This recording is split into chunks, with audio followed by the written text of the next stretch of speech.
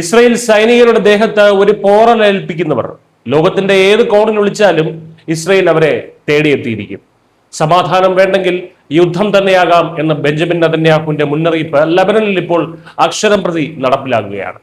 അമേരിക്കയുടെ മധ്യസ്ഥതയിൽ ഉണ്ടാക്കിയ വെടിനിർത്തൽ കരാർ വീണ്ടും ലംഘിച്ച് ഒരു ഇടവേളയ്ക്ക് ശേഷം ഇസ്രയേൽ സൈനികരെ ആക്രമിച്ച ഹിസ്ബുള്ള ഭീകരർക്ക് അവരുടെ താവളത്തിൽ കയറിയാണ് IDF ഇപ്പോൾ 8ന്റെ പണി കൊടുത്തിരിക്കുന്നത്.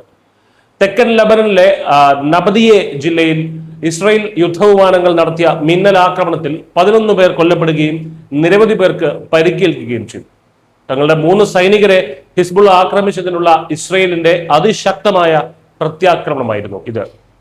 എന്നാൽ ഈ ആക്രമണത്തിൽ സാധാരണക്കാർ കൊല്ലപ്പെട്ടു എന്ന് പറഞ്ഞ ഇസ്രയേലിനെ കുറ്റപ്പെടുത്തുന്നവർ ഹിസ്ബുള്ളയുടെ ഭീരുത്വത്തെക്കുറിച്ചും അറിയണം. ഹമാസിനെ പോലെ സൈനിക താവളങ്ങളിൽ സ്വന്തം കുടുംബത്തെയും സാധാരണക്കാരെയും മനുഷ്യ കവചമാക്കി നിർത്തി ഇസ്രയേലിനെ നേരിടുക എന്ന ഏറ്റവും തരംതാണ തന്ത്രമാണ് ഹിസ്ബുള്ള എപ്പോഴും പയറ്റുന്നത്.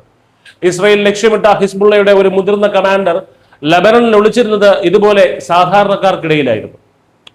ഇസ്രയേൽ സൈനികരെ ആക്രമിച്ച് ഹിസ്ബുള്ള മനഃപൂർവ്വം വെടിനിർത്തൽ ലംഘിച്ചുവെന്ന് ഇസ്രയേൽ പ്രധാനമന്ത്രി ബെഞ്ചമിൻ നെതന്യാഹു കൃത്യമായി ചൂണ്ടിക്കാണിക്കുന്നുണ്ട്.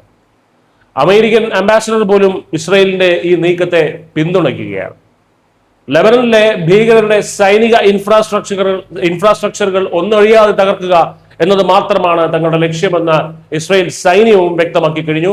ചുരുക്കത്തിൽ തീവ്രവാദികൾക്ക് ഇസ്രയേൽ നൽകുന്ന സന്ദേശം വളരെ വ്യക്തമാണ്. സമാധാന ചർച്ചകളുടെ പേരും പറഞ്ഞ് പിന്നിലൂടെ വന്ന് ഇസ്രയേൽ സൈനികരെ ആക്രമിച്ചാൽ അത് കുടുംബത്തെയാണെങ്കിലും സാധാരണക്കാരെയാണെങ്കിലും മറയാക്കി അവർ ഒളിച്ചിരുന്നാലും ശരി, ഇസ്രയേൽ യുദ്ധവിമാനങ്ങൾ അവിടെ വന്ന് ബോംബിട്ടിരിക്കും, തകർത്ത് തരിപ്പണമാക്കിയിരിക്കും.